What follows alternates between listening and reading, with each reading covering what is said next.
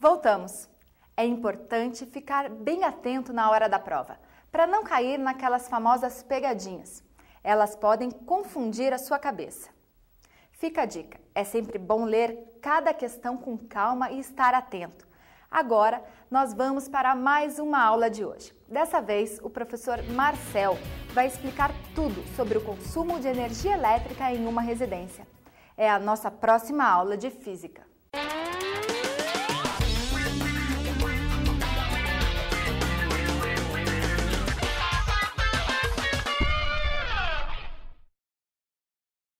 Olá pessoal, tudo bem? Aqui é o professor Marcel, professor de Física C, professor de Eletricidade do curso Positivo, e nós iremos nessa aula falar de dois assuntos extremamente importantes para o teu sucesso nos vestibulares e na prova do Enem também. Um deles é consumo de energia elétrica, que vamos começar agora lá. Então reparem pessoal, consumo de energia, o que gasta mais na tua casa? Chame teu pai aí, chame tua mãe, fale, pai, o que a gente está gastando mais energia aqui dentro? Será que gasta o quê? Chuveiro gasta mais? Será que ferro gasta mais? Então, para você responder isso aí, vamos dar uma grandeza para você lembrar aí que chama-se potência. Então, por favor, olha a tela de vocês aí. O que é potência, pessoal? Potência mede a energia que está sendo transformada na unidade de tempo, ou seja, o trabalho realizado pela máquina na unidade de tempo. Então, a fórmula está ali, potência é trabalho sobre tempo ou energia sobre tempo lá. Para que você entenda um pouquinho melhor essa fórmula, vamos primeiro ver as unidades no Sistema Internacional. Energia, você sabe que é em joule, Sistema Internacional. Intervalo de tempo, segundo, e potência, watts. Então, como assim, Marcel? Se você pegar uma lâmpada incandescente na tua casa de 60 watts, o que quer dizer isso, Marcel, 60 watts? A lâmpada transforma 60 joules de eletricidade em calor a cada segundo.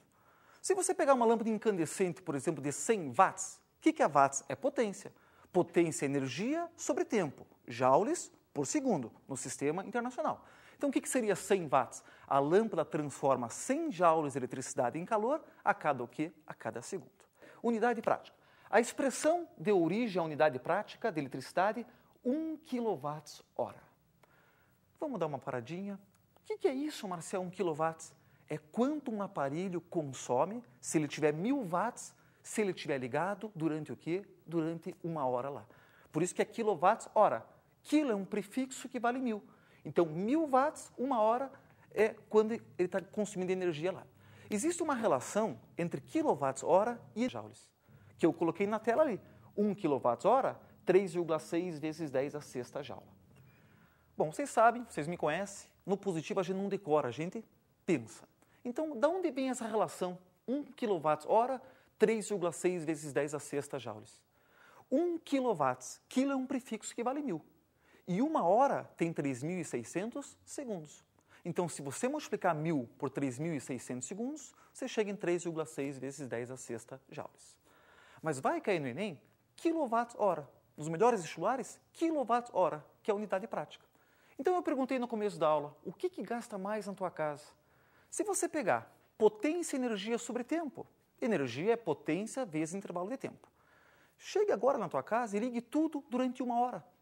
Se você ligar tudo durante uma hora, quem consome mais energia? O aparelho que tiver maior potência. Essa é a resposta. Todo aparelho que tem uma potência alta na tua casa está consumindo muita energia. Para que você entenda um pouquinho melhor isso aí, vamos fazer um exercício. Exercício que sempre cai parecido nas melhores faculdades aí. Então, reparem lá. Exercício.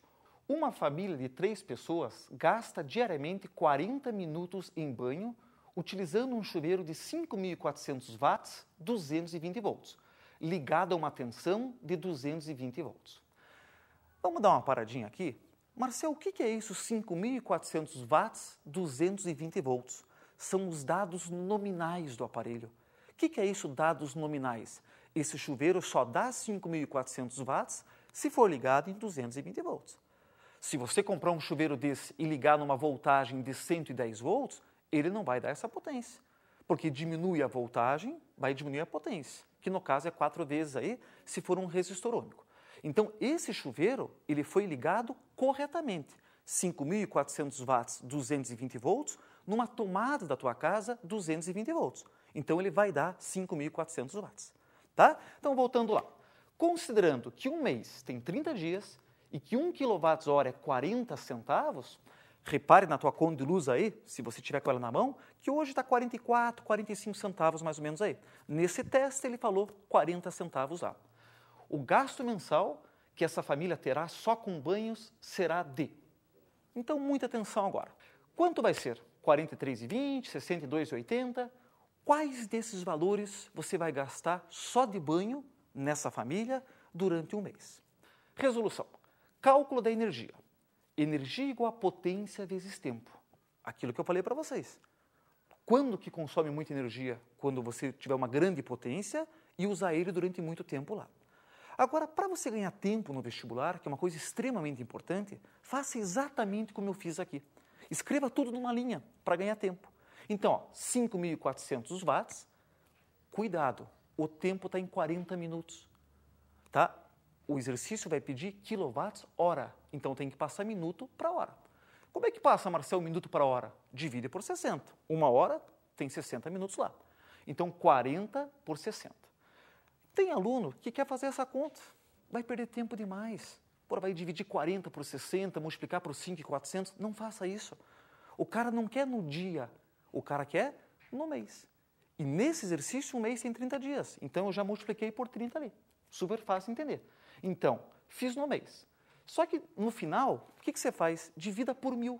Porque eu não quero em watts-hora, eu quero em quilowatts-hora. E quilo é um prefixo que lembra 1000. Né? Então, você fez potência watts, tempo em hora, e no final divide por 1000. E daí eu calculo 108 kWh. Tem vestibular que só pede isso, o consumo de energia.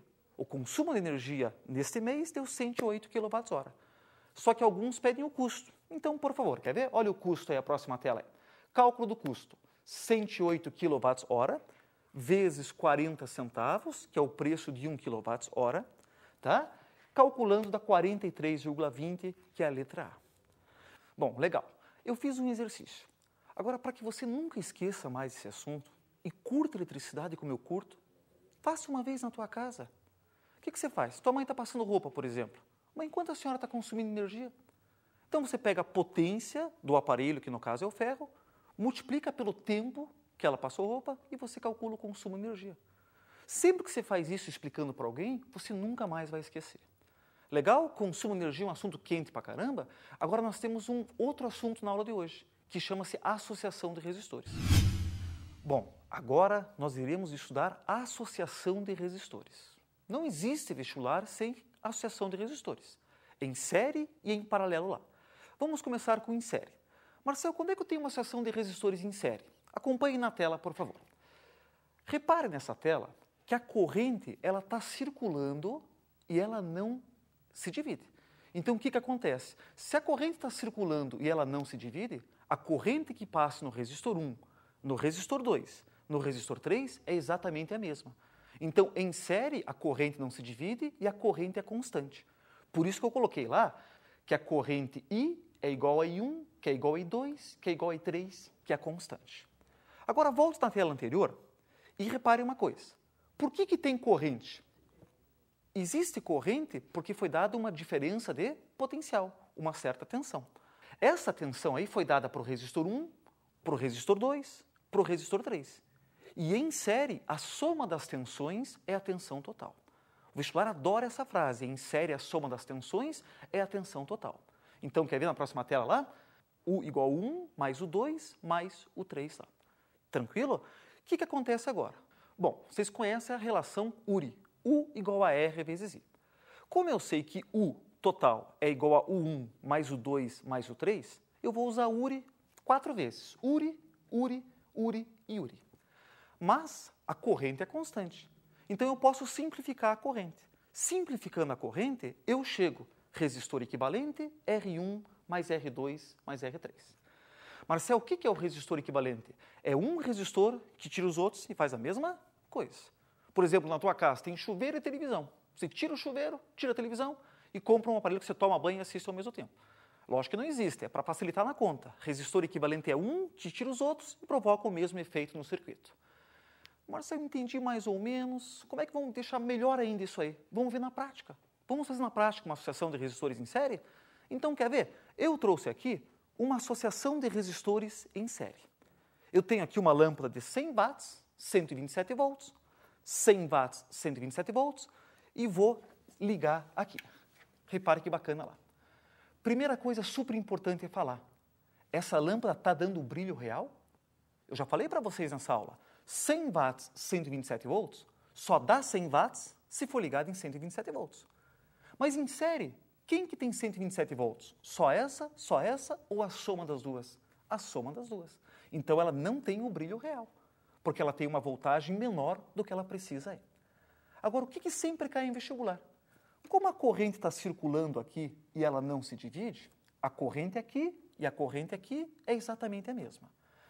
Se eu queimar essa lâmpada, o que vai acontecer com essa aqui? Vamos ver? Queimei essa lâmpada, a outra apaga. Em série, se uma lâmpada queima, todas as outras apagam. Quer ver? Agora tem aluno que pensa assim, imagine que a corrente vem por aqui.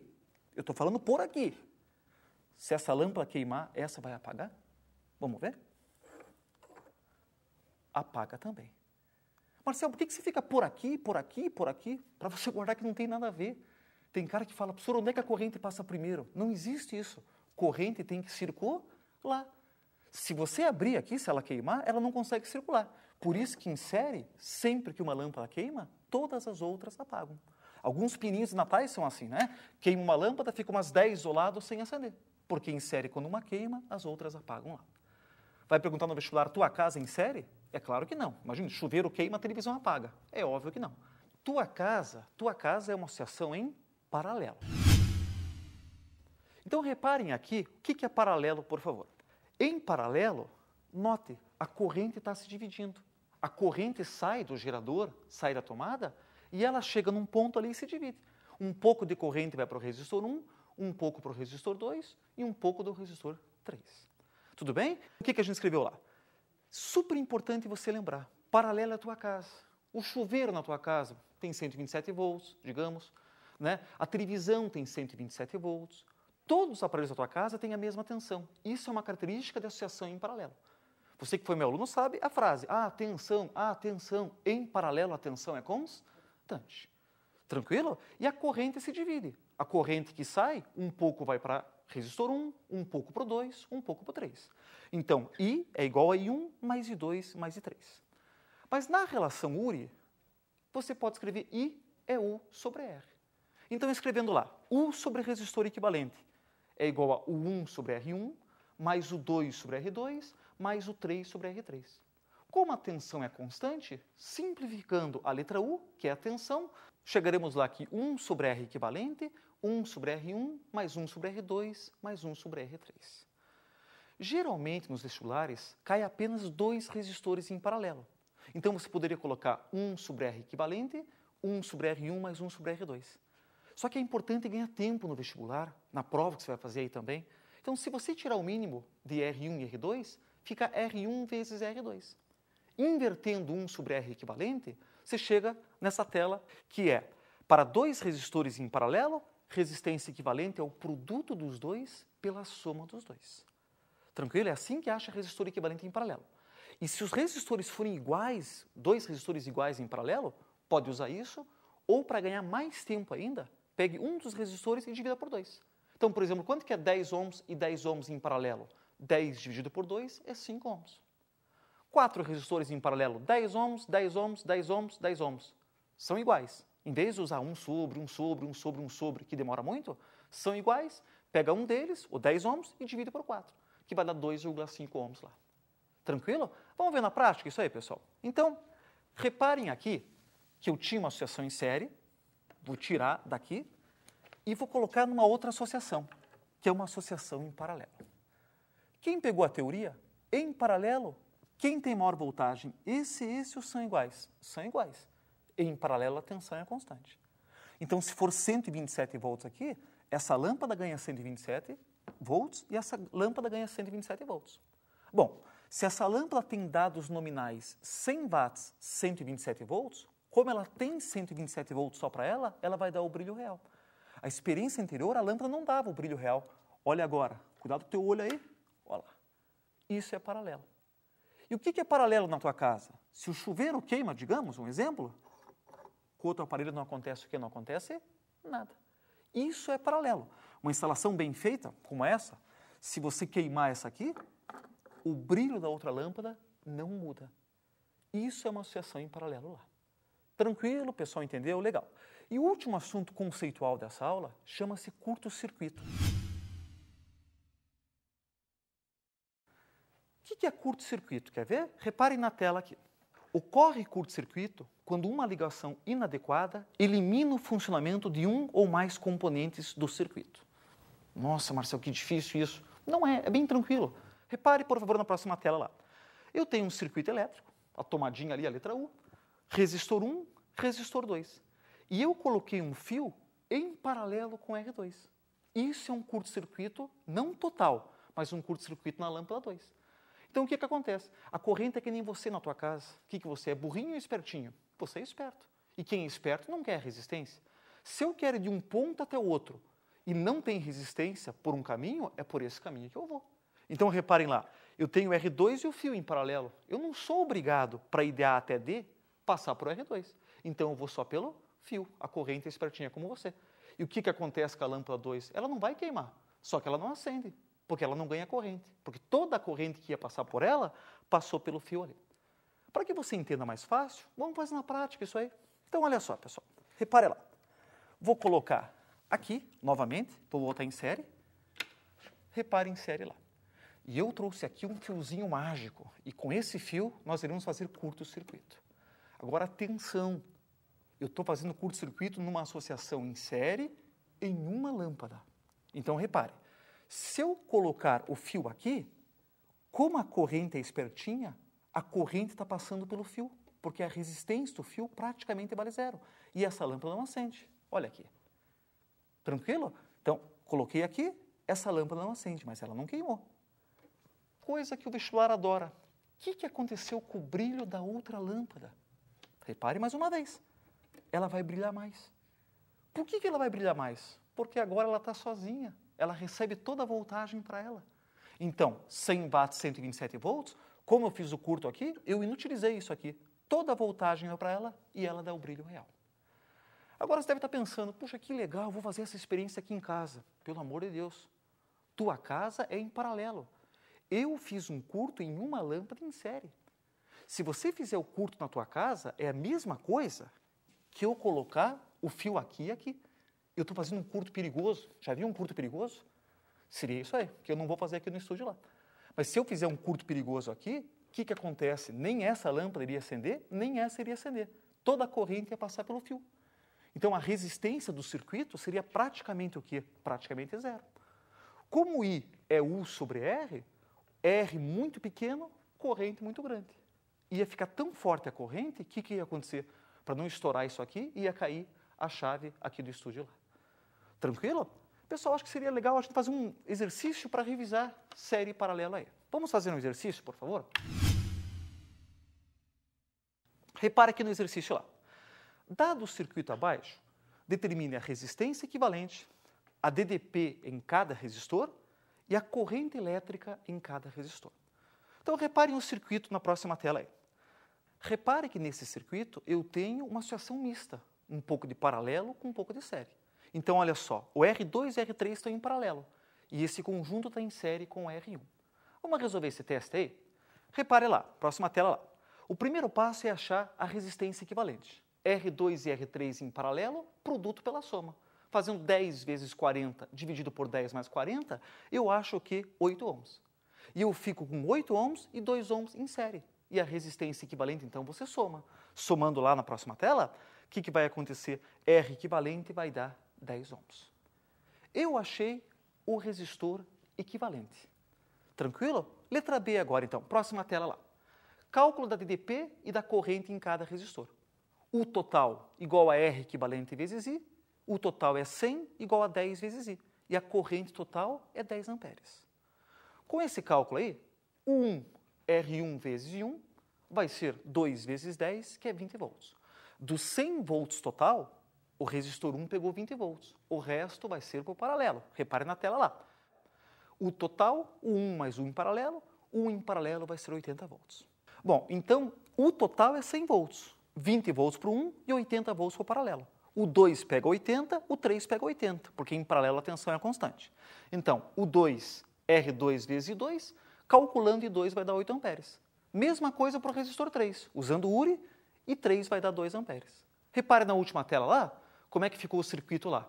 100 volts é o total, 10 amperes a corrente que passa no 2 ohms, a corrente se divide, um pouco para R2, um pouco para R3. Note uma coisa muito legal, o resistor 3 pega uma corrente o quê? Uma corrente menor, porque a resistência é maior. Quanto mais resistência, menos corrente, porque a corrente é espertinha lá. Pessoal, foi um prazer enorme estar aqui, muito obrigado, sucesso total na prova e confie sempre em você. Você vai chegar lá com certeza lá. Um grande abraço.